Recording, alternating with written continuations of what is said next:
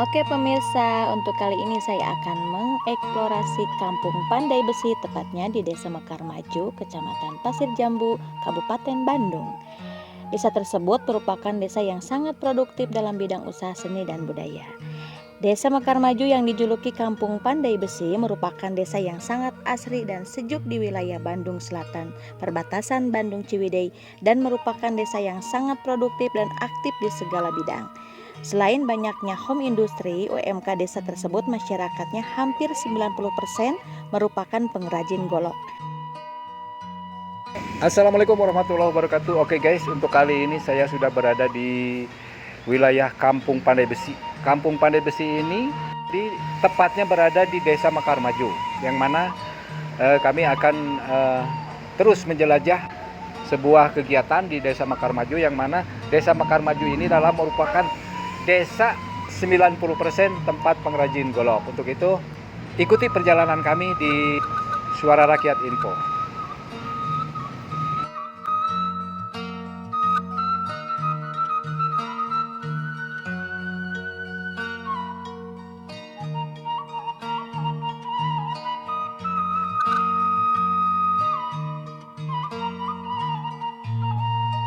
Banyak juga nilai seni yang sering dijadikan sebagai nilai pusaka yang sudah menjadi hak paten di daerah tersebut. Di antaranya kesenian pencak silat, reog, lengser, gondang, dan banyak juga melahirkan artis-artis pop Sunda di desa tersebut.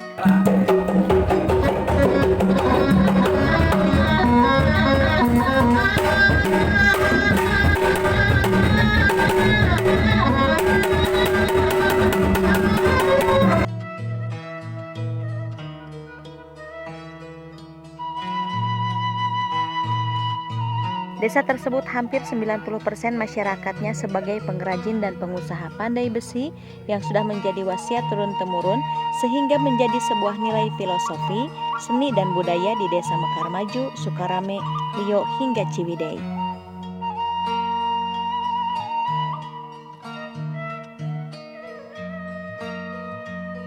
Desa Mekar Maju yang sering dijuluki Kampung Pandai Besi, mayoritas penduduknya sebagai pengrajin dan pewaris turun-temurun, sehingga dari anak-anak sampai orang tua sudah mumpuni dalam membuat ukiran untuk bilah dan sarung golok.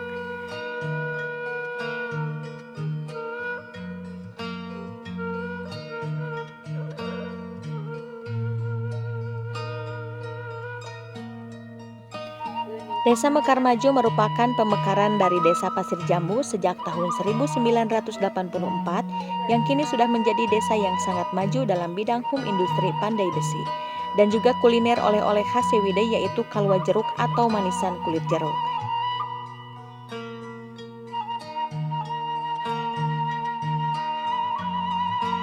Seni tanpa besi yang dilahirkan dari desa tersebut menghasilkan berbagai macam golok, diantaranya ada golok sirawing, golok tebas, golok sembilih, ada juga pembuatan pusaka seperti keris kujang, dan juga banyak pesanan dari luar daerah untuk membuat senjata dalam bentuk custom dari daerah luar seperti Kalimantan, Madura, hingga pembuatan samurai khas dari negeri matahari. Bagi pemirsa yang penasaran dan ingin membeli golok untuk oleh-oleh, bisa datang langsung ke Kampung Pandai Besi, Desa Sukamahi, Kecamatan Pasir Jambu, Kabupaten Bandung.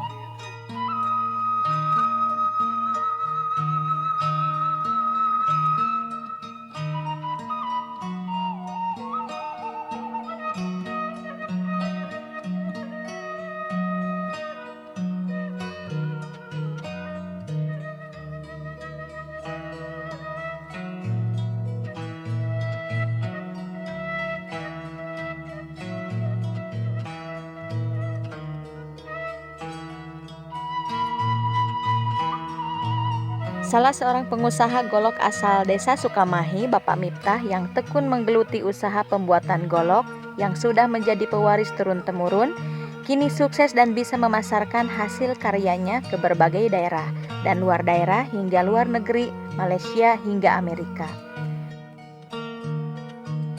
Di bidang golok dari turun-temurun, dari awal nenek moyang sampai sekarang, alhamdulillah tetap berjalan. Terus pasarannya ini kemana aja Pak? Kalau yang di dekat-dekat mungkin Sukabumi, ya Lampung. Kalau agak jauhnya Malaysia, Brunei bisa masuk. Seperti barang-barang ini kan PT ini, maksudnya kan ke Sukabumi atau ke Malaysia bisa juga masuk. Ini namanya kopak rawing, alat untuk berkebun. Kayunya, kayu senokeling beda dari kayu yang lain. Kalau kayu yang lain seperti kayu malas seperti ini, warnanya agak beda.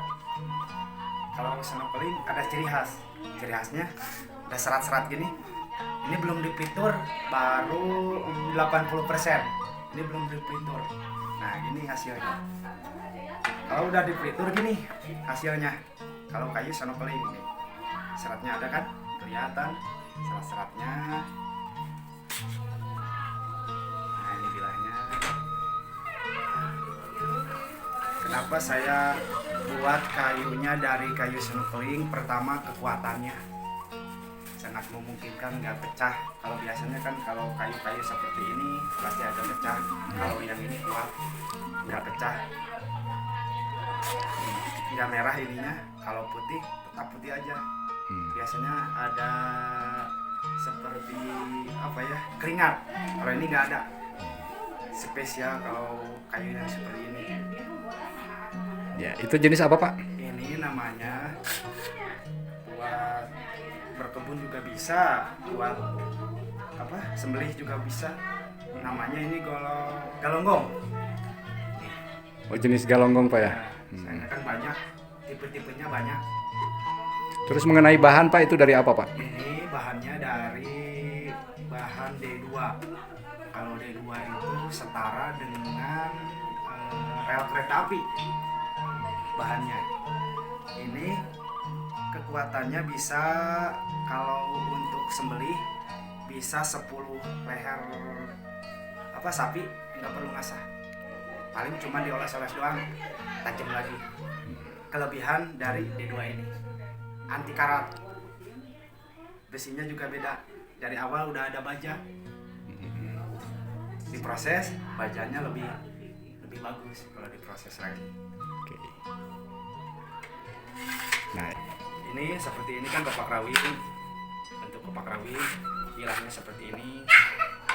Nah, kalau ini tongkat, tongkat untuk apa ya? Ya mungkin buat hiasan lah. Ini udah cuman besinya besi strip. dari plat Pak ya? Dari plat nih, begini juga kan? Tajam nggak tajam yang ini mah. Cuman ya lah, kalau buat ini mah apa? Buat main-main ya bisa kan, cuman buat anak-anak jangan lah. Nah, kayak gini tuh. Beda kelenturannya. Iya. Ini tipis tapi lentur. Tapi kalau ini maaf ya, tipis tapi nggak lentur. Ini kekuatan bajanya sudah kelihatan. Dari warna juga beda. Iya. Nah, yang ini namanya cacing. Kalau saya ini buatnya cacing. Inspirasi saya lah dari menanam singkong. Lihat cacing, inspirasinya dari sana. Ada ini seperti ini pembuatannya. Saya buatin ke golok. Jadinya gini.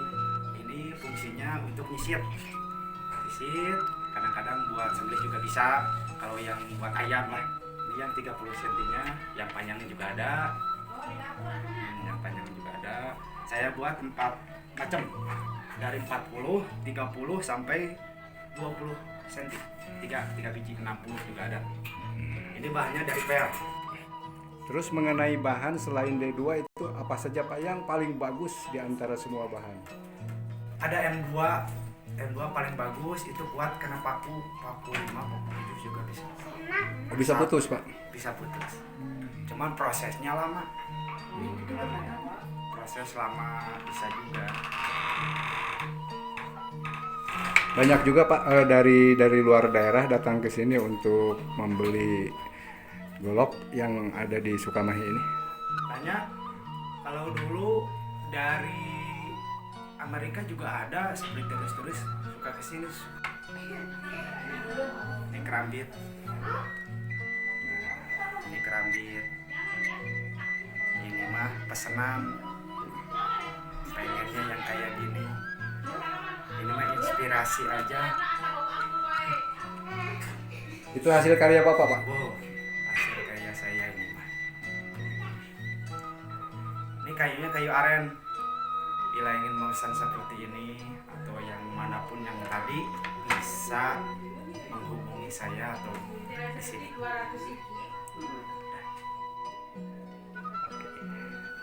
Silakan datang saja ke Desa Mekar Maju, Kampung Sukamahi, RT 2 RW 3 Kampung Sukamahi. Di sini banyak semuanya, hampir di 90% pengrajin golok. Mau yang gimana pun, mau yang sesulit gimana pun, insya Allah bisa dikerjakan. Bisa melalui saya langsung juga bisa.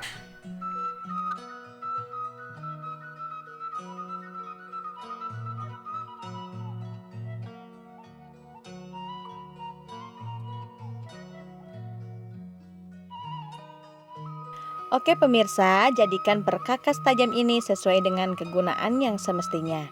Dan awas, pemirsa jangan digunakan untuk hal-hal yang tidak diinginkan atau untuk berbuat kejahatan yang dilarang oleh agama dan negara. Nanti kena pidana loh pemirsa.